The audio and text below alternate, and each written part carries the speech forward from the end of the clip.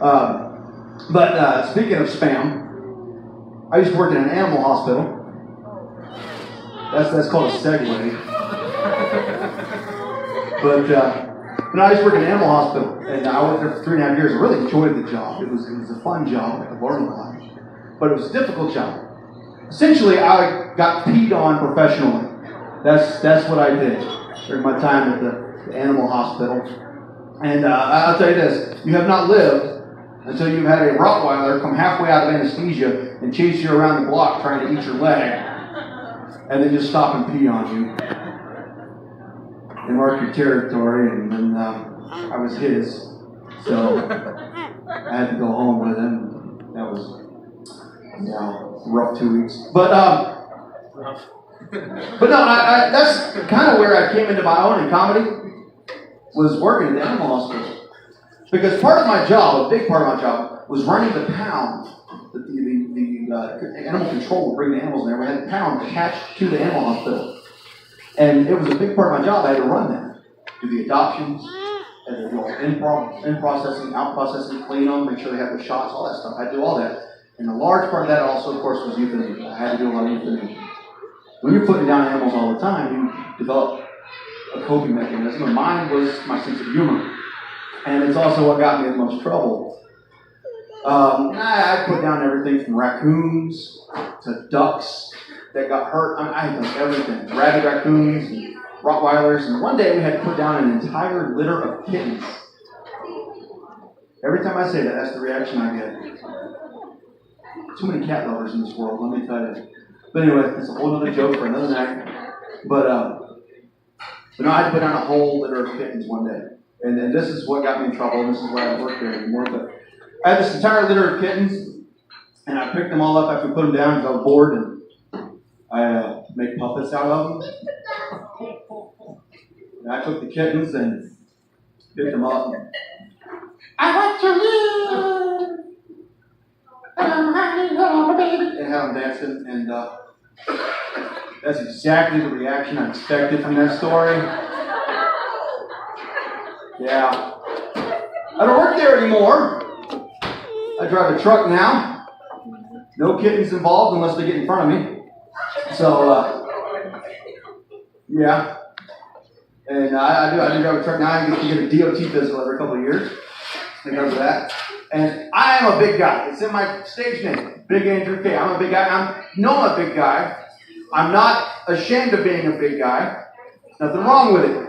Absolutely nothing wrong with being a big guy. I've been big my entire life. I was the biggest kid in class. Always. It helped that I was held back 4 times in kindergarten, but that's a whole other story. But I was always a big guy. And I would have to go to it's physical every couple of years now. And every single time I go, they make me step on the scale. Now that's part of the physical. And I appreciate that as part of the physical. It's an important part of the physical. And it's not the number on the scale that bothers me. I have a scale at home. I know my raw tonnage. Okay? I'm familiar with that number.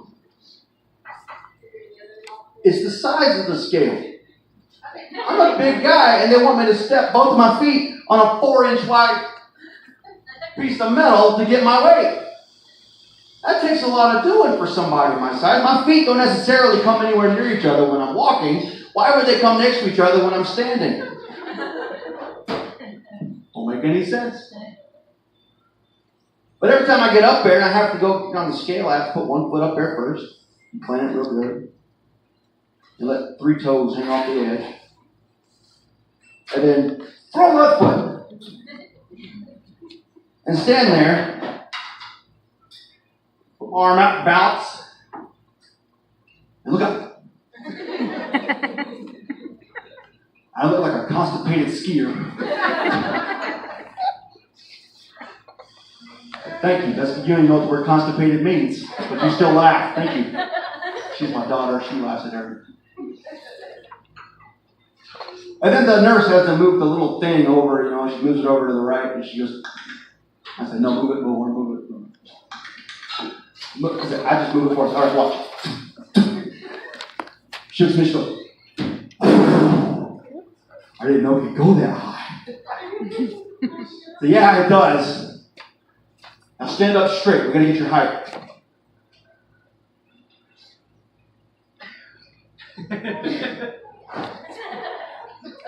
Just take that and multiply it by 2. That's about all you're going to get. It's not easy. It's not easy being a big guy. I do have 3 kids. Y'all have met one of them, obviously. It's my youngest, Gracie. Yeah. We homeschool. That's why she's so comfortable following me everywhere. We homeschool our kids. And my wife and I are both homeschooled. We're not homeschoolers, okay? There's a difference between somebody who is homeschooled and homeschoolers. Anybody here go to homeschool? Attend a regular homeschool, which is a really stupid thing to say. You're here homeschooled? No? Then you're not going to get this joke, but I'm going to tell it anyway. You're homeschooled? You was? You was? See, that's good English. You prove I was homeschooled. Fantastic. Philosophy degree, okay? You was homeschooled? Yes? Through all of school or through part of school? Through high school. Okay. You still might not get this joke, but I'm going to tell it anyway, all right? The difference between a homeschooler and someone who is homeschooled is homeschoolers don't tan. It's only the white people got the joke. That makes perfect sense. That's great. All right. Write that one down. It works. I've never told that joke on stage before. It's a Facebook joke that nobody liked either. Anyway, we do homeschool. And my wife stays at home, of course, with the kids, and I'm out doing my thing, and I come home every evening. And it's just like regular school. We want to keep it as normal as possible compared to regular school, because we want the kids to have the experience, but we like to be able to have a little more control over what they want. So, on the paperwork, I'm listed as the administrator in the checkbook, but I'm listed mainly as the administrator. And I'm also the father, so when stuff happens, they have to tell me when they get in trouble at school, right? Just like every school kid does that. But they have to wait until I get home. So my wife, who's a teacher, writes notes, just like regular school. Somehow, between the kitchen and the living room, these notes get lost, just like every school kid. I figured this out one day when I came home and one of the kids had a note pinned to his collar. I thought I didn't think that was necessary in homeschool, but it happens. I will say this about homeschooling. I will say this. The PTA meetings are amazing. It's also the result why we have a 3rd child, but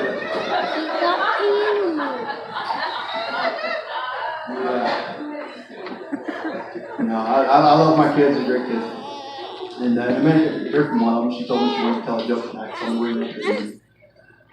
But no, I do. And my youngest, the one that came up here a little bit ago, she has to wear a patch in her eye for a lot of the time. She has an issue with her eyes, and we're trying to correct it. So the doctor said put a patch on. I'm trying to be a good supportive dad of this. She doesn't like the patches, so I figured let her pick out her own patch. So I took her to the Walmart because we're homeschoolers. And we went to Walmart, and I said, here, Gracie, let's pick out some patches. Took her to the eye patch aisle. She came back and said, Daddy, I want this. It's a box of nicotine patches.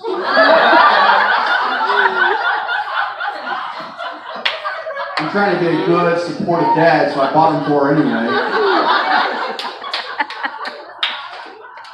I'll tell you this, though. You put one on, she gets real mellow. Real shit. Yeah. So I started putting them on the other kids, too. Yeah. Now when Daddy gets home, Daddy gets to take a nap. The kids are chill. It also works on my wife. She just doesn't know it. Yeah, now she is. Thank you for pointing that out. I do something stupid, we have a fight or whatever, I can assume responsibility because men, that's what we do, right? Even if we did nothing wrong, Even if it wasn't our turn to take the trash out or to gas up the car or whatever, even if we did nothing wrong, we still take ownership of whatever happened. So I come in for my little, I'm sorry, hug, palm and nicotine patch, sliding the small of her back right there, give her a little kiss. And suddenly she's real happy. And things are good. And Daddy gets ice cream. And Daddy likes ice cream, and Daddy gets to take a nap. I'm stocking up on gummy bears in my house, though, because I know eventually I'm going to have to break these people from their nicotine patch addiction. Mama. And I read gummy bears is the thing to do that with. I have to stop eating them. No. We had a bunch, and now we've got, I got to do more. I do eat too much, which is part of the reason why I'm a big guy. And my wife knows that, and she's trying to help me. So she's brought in these breads that have flax in them to make me eat this stuff. I don't know if you know what they use flax for. Look it up. They make bed sheets out of flax. Not good ones. Cheap hotel bed sheets are made out of flax. Yeah. You ever been in a hotel in the middle of the night and so hungry? Just wake up and I sure could use a snack. I don't want to put my pants on and go to the vending machine.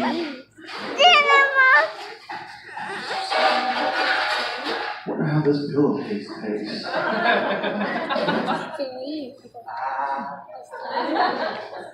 Hope that crunchy stuff is good.